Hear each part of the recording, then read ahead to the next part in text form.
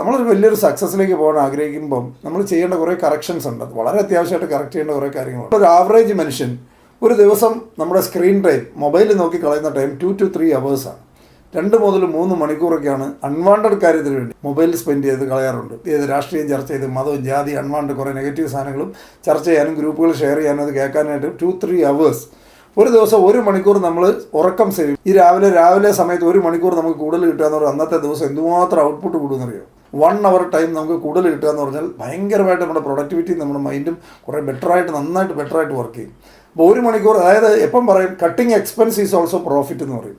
നമ്മൾ പലപ്പോഴും നമ്മൾ പഠിച്ചിരിക്കുന്ന പ്രോഫിറ്റ് കൂട്ടാൻ മാത്രമാണ്. ബിസിനസ്സിലൊക്കെ ഞങ്ങളൊക്കെ ചെറുപ്രായത്തിൽ ചെയ്ത പല ബിസിനസ്സിലുണ്ടാക്കിയ മിസ്റ്റേക്കുകളാണ്. അതായത് എക്സ്പെൻസ് കട്ട് ചെയ്യുന്നതിനേക്കാളും പ്രോഫിറ്റ് കൂട്ടുന്നതിൽ മാത്രം കോൺസെൻട്രേറ്റ് ചെയ്തിട്ടുണ്ട്. എക്സ്പെൻസ് കട്ട് ചെയ്യാനായിട്ടൂടെ അതിൻ്റെ അങ്ങനെ മാസമായാലും വെൽത്ത് ക്രിയേറ്റ് ചെയ്യാൻ പറ്റുള്ളൂ.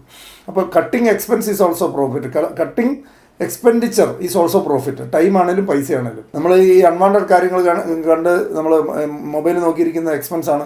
ആവശ്യത്തിൽ കൂടുതൽ സമയം കിടന്ന് ഉറങ്ങുന്ന എക്സ്പെൻസാണ്. അത് കട്ട് ചെയ്യണം. Cutting expense is also profit. Time ആണെങ്കിലും പൈസ ആണെങ്കിലും നമുക്ക് 1000 രൂപ കട്ട് ചെയ്യാൻ, അനാവശ്യമായിട്ട് ചിലവാക്കുന്ന 1000 രൂപ കട്ട് ചെയ്യാൻ പറ്റിയ പ്രോഫിറ്റിലേക്ക് ആഡായി കഴിഞ്ഞു.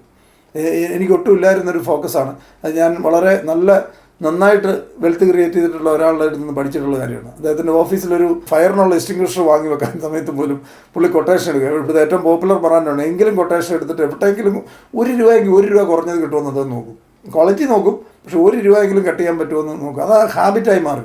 അങ്ങനെ കുറച്ച് കാലം ഏതും ഹാബിറ്റ് നമ്മൾ പ്രാക്ടീസ് ചെയ്ത് കഴിഞ്ഞാൽ ഹാബിറ്റാവും. നമ്മൾ പല സാധനങ്ങളും നമ്മളിൽ ആവശ്യത്തിൽ പൈസ ഉള്ളപ്പം സംഭവിക്കുന്നത് വെച്ച് കഴിഞ്ഞാൽ നമ്മൾ ആദ്യം ഒരു കട കാണുന്നു, അന്നേരം വാങ്ങുന്നു. നമ്മൾ കമ്പയർ ചെയ്യാറില്ല, ബാർഗെയിൻ ചെയ്യാറില്ല. നമ്മൾ ശ്രദ്ധിച്ച് നോക്കിയിട്ടുണ്ടോ? നമ്മുടെ നാട്ടിൽ പല ആൾക്കാരും ഒരു കാറ് വാങ്ങാൻ പോയാൽ ബാർഗെയിൻ ചെയ്യത്തില്ല, ഫ്രിഡ്ജ് വാങ്ങാൻ പോയാൽ ബാർഗെയിൻ ചെയ്യത്തില്ല. നമ്മൾ ബാർഗെയിൻ ചെയ്യുന്നത് എവിടെയാണ്? ഈ പാവർ റോഡ് സൈഡിൽ ഇരുന്ന് പച്ചക്കറി വിൽക്കുന്നവരുടെ അടുത്തും കടൽ വിൽക്കുന്നവരുടെ 10 രൂപയ്ക്ക് ഓട്ടോക്കാരൻ്റെ അടുത്ത്, നമ്മുടെ വീടിനടുത്തുള്ള ജംഗ്ഷനിൽ ഓട്ടോ വിളിച്ചുകൊണ്ട് വരും. അയാളുടെ അടുത്തുനിന്ന് അയാൾ 30 രൂപ മേടിച്ചതിൻ്റെ സ്ഥാനത്ത് അയാൾ 35 ചോദിച്ചെന്ന് പറഞ്ഞാൽ അവിടെ കിടന്ന് തല്ലും വഴക്കുണ്ടാക്കി 5 രൂപയ്ക്ക് വേണ്ടി അയാളുടെ ഇന്ന പ്രാക്ക് മുഴുവൻ പാവങ്ങൾ ജീവിക്കാൻ വേണ്ടി ജോലി ചെയ്തുകൊണ്ടിരിക്കുന്നവരുടെ അടുത്ത് ബാർഗെയിൻ ചെയ്യുകയും ഈ ലക്ഷക്കണക്കിന് രൂപ ഡീൽ ചെയ്യുന്നിടത്ത് ഒരിക്കലും ബാർഗെയിൻ ചെയ്തു. ഞാൻ നേരെ തിരിച്ചാണ്. കാർ വാങ്ങാൻ പോകുന്ന സ്ഥലത്ത് ബാർഗെയിൻ ചെയ്തിട്ടുണ്ട്. നന്നായിട്ട് ബാർഗെയിൻ ചെയ്ത് റേറ്റ് കുറച്ച് മേടിച്ചിട്ടുണ്ട്. വില കൂടിയ സാധനങ്ങളെല്ലാം വാങ്ങും. കാരണം അതിനകത്ത് ബാർഗെയിൻ ചെയ്തതിനകത്തൊരു മീനിങ് ഉണ്ട്. അവിടെ ആരും ബാർഗെയിൻ ചെയ്യാറുമില്ല. അതാണ് വേറൊരു കാര്യം. അവിടെ ആരും ബാർഗെയിൻ ചെയ്ത് പറയുന്ന വില എത്രയോ വില ആ സ്റ്റിക്കർ എഴുതിയിട്ടുണ്ട്, സാർ അത് നോക്കാൻ പറയും. ഒരു കുഴപ്പമില്ല. നമ്മൾ 1 ലക്ഷം രൂപയുടെ 2 ലക്ഷം രൂപയുടെ 5 ലക്ഷം രൂപയുടെ 10 ലക്ഷം രൂപയുടെ സാധനം മേടിക്കുന്ന സമയത്ത് ബാർഗെയിൻ ചെയ്യത്തില്ല.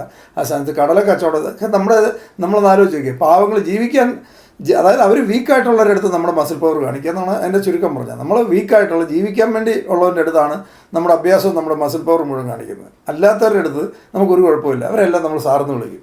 ബാക്കി പാവങ്ങൾ ജീവിക്കാൻ വേണ്ടി ഉള്ളവരുടെ അടുത്താണ് മസിൽ. അവിടെ അത്രയല്ലേ ഉള്ളൂ, ഇവിടെ ഇത്രയേ ഉള്ളൂ. അവനോട് വഴക്ക് പിടിക്കുക, നിങ്ങളൊക്കെ തട്ടിപ്പാണ്, അവർ ചെയ്യുന്ന എല്ലാം തട്ടിപ്പാണ്. ഇതേ സാധനം ബ്രാൻഡഡ് ഷോറൂമിൽ വെച്ചിരിക്കുന്ന സാധനം ഒരു കുഴപ്പമില്ല, ഒരു പ്രശ്നമില്ല. സ്റ്റിക്കർ പ്രൈസ് ഒരു പ്രശ്നമില്ല, നല്ല ഹാപ്പി ആയിട്ട് പോകും. ഈ ഒരു ആറ്റിറ്റ്യൂഡ് തന്നെ നമ്മൾ മാറ്റണം. നമ്മൾ വീക്കായിട്ടുള്ള ആൾക്കാരുടെ അടുത്ത് കെയർ ചെയ്യാൻ ശ്രമിക്കണം. സ്ട്രോങ് ആയിട്ടുള്ളവരുടെ അടുത്ത് ബാർഗെയിൻ ചെയ്യാൻ ശ്രമിക്കണം.